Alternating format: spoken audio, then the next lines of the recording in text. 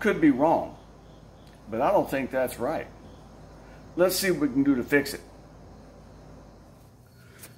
This is a tie rod. There are two ends to the tie rod. There is an inner end way up there and an outer end out here. As you saw earlier, this outer end is what's moving. This is what's going to have to be replaced. So let's gather up the necessary tools and fix it. Parts and tools at this point are going to be two tie rod ends, which I got from RockAuto. These are MOOG tie rod ends. 1/2-inch drive ratchet. 19mm 1/2-inch drive socket. Pickle fork. Hammer. I'd prefer a ball peen, but I don't have one with me. And a little bit of penetrating oil. So that's what we're going to use. I'm going to try the ratchet first. If that doesn't work, I do have an electric impact gun I'll try. So let's see what kind of damage we can do with these tools. Okay, we're first going to try some penetrating oil here on this nut.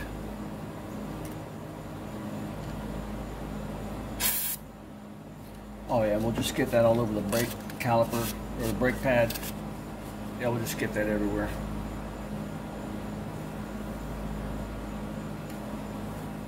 Well, let's see what happens here. Chances are that when I turn this, the entire ball is going to turn.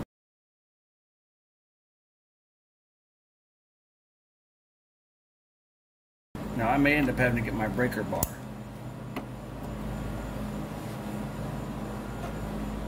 Yeah. Hold on, people.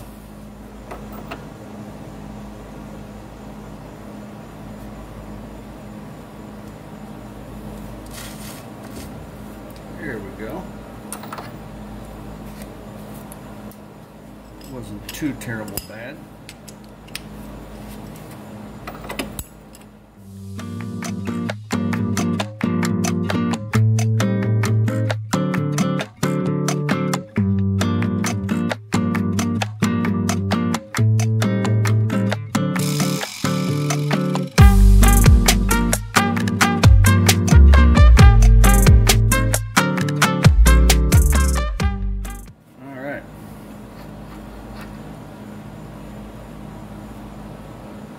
That wasn't too terrible bad.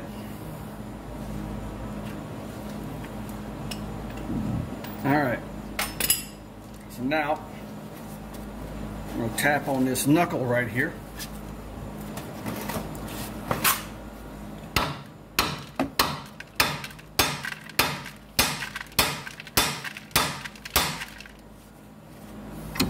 Look at that.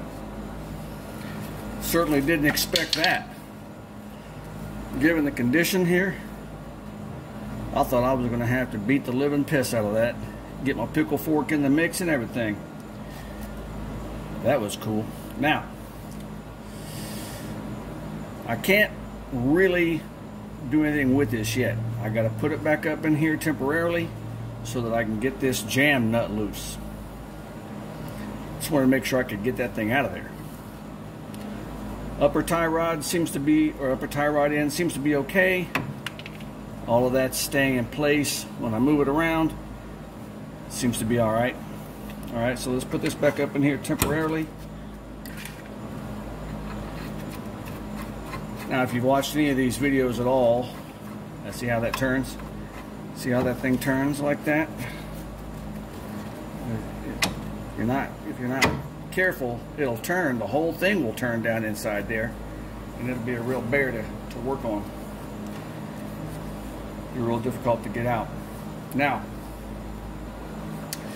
if you've watched any videos at all about how to do this kind of work, you know that when you loosen this jam nut in order to take the tie rod end out,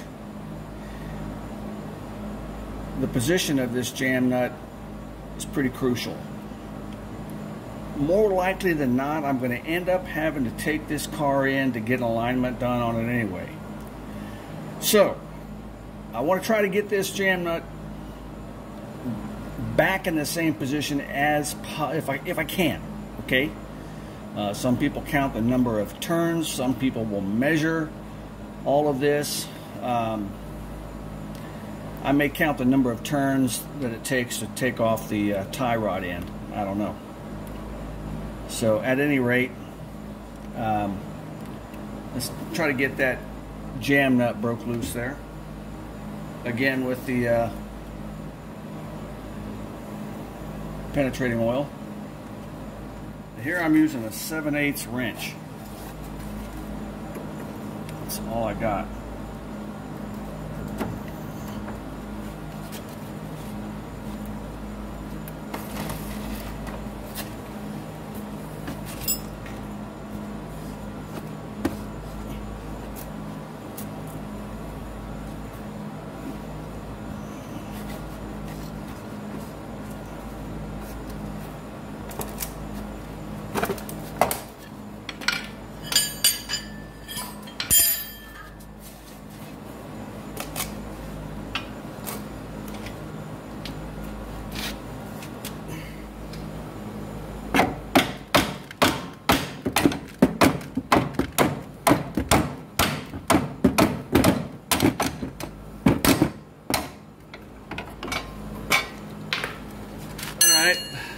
I'm going to have to turn the camera off and try to do this another way, so I'll be back in just a minute.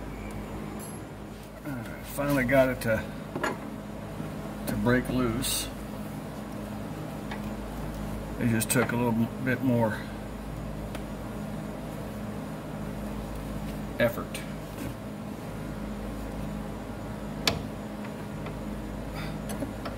Well, it broke free from the daggone.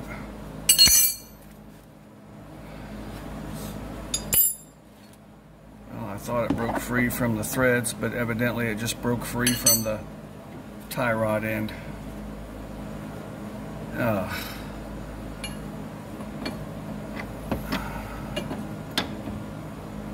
So I'll put that back in place.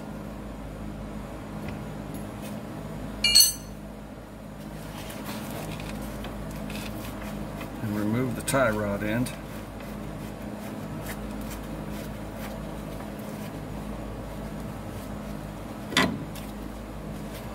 Take that nut off.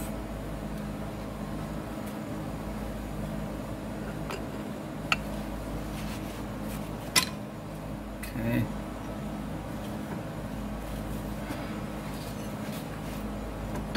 I'm gonna hold that in place. Let's see if I can't break that loose there. Here we go. Now, that right there is the starting point. So what I'm going to do is I'm going to count revolutions here. Okay?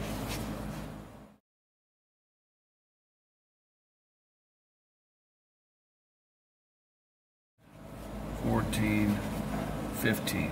So about 15 revolutions. Alright, so the tie rod ends that I'm using are made by MOOG. And here you see the part number. Okay, which you may not be able to see is right here. It says made in the USA. That's what I'm talking about. Buy from America whenever you can. So let's get to putting this new one on. So these particular tie rod ends come with the tie rod end itself, the outer tie rod end. Okay, comes with a new jam nut, a castle nut, a cotter pin, and a grease zerk. Okay, so I'm going to put the zerk in first, put some grease in here, and then install the tie rod end. Well, I don't have the right end for my grease gun, so I'm going to have to use this tip here and then put grease in there the best that I can.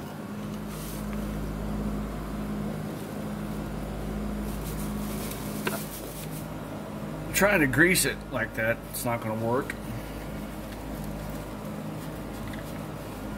So I got to put this thing on here and then grease it when it's on. I don't have the zerk in yet. So we'll thread this on all the way up to the nut and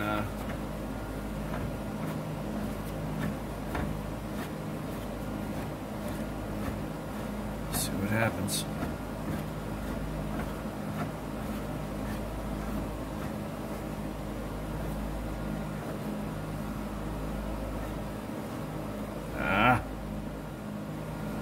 Yeah, see what's happening there. Sandy beaches. So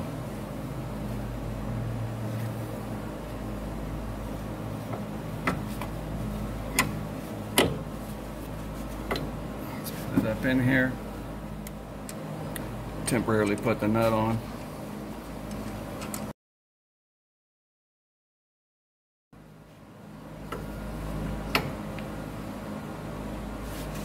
Jam that up against there.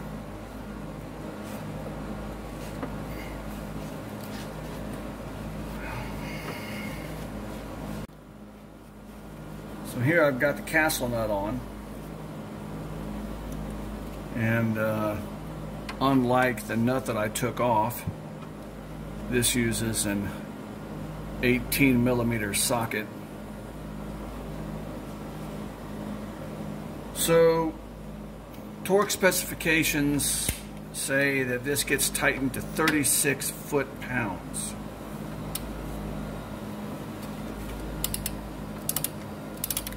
Doesn't seem like much to me. So I've got the torque wrench here set to 36 foot-pounds.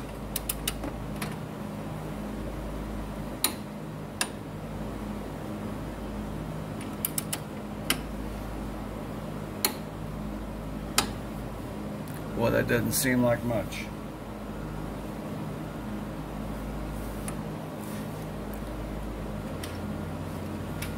So I've got to align the notch of the castle nut with the hole that's in the stem of the tie rod end.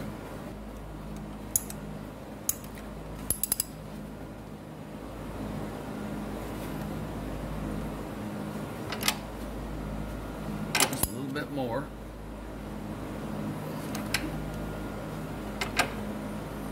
and yet a smidge more, about right there. So in goes the cotter pin.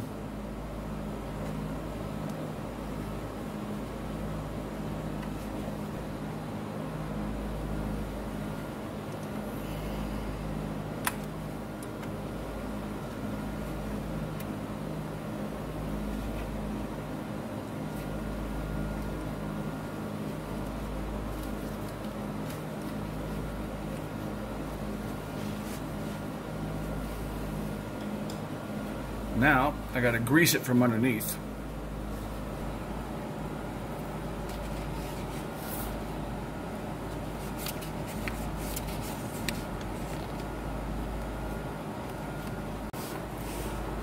Now for the fitting.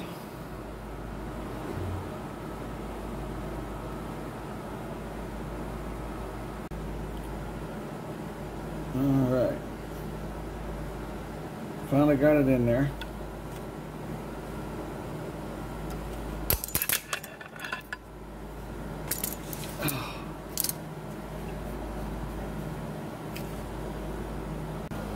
Well, the grease fitting was the last thing to put in on this particular side. that particular job didn't go too bad, went a lot smoother than I thought it would. I've experienced others where it just was really a nightmare, and so this went pretty smoothly, honestly, so I've been really happy about that. I've got the passenger side to do yet. I'm not going to bore you with that because it's just the same thing as this, and I'm not going to bore you with putting the tire and everything back on because, okay, that's just boring as heck. So anyway, I wanted to thank you for joining me on this particular car journey. Another episode with the 2002 Saturn SL1. In this case, did the tie rod end. So if you like this video, give it a thumbs up. If you haven't subscribed, make sure you do so and hit that bell so you don't miss out on content that I post. So we'll see you guys in the next one. Thanks for joining me here.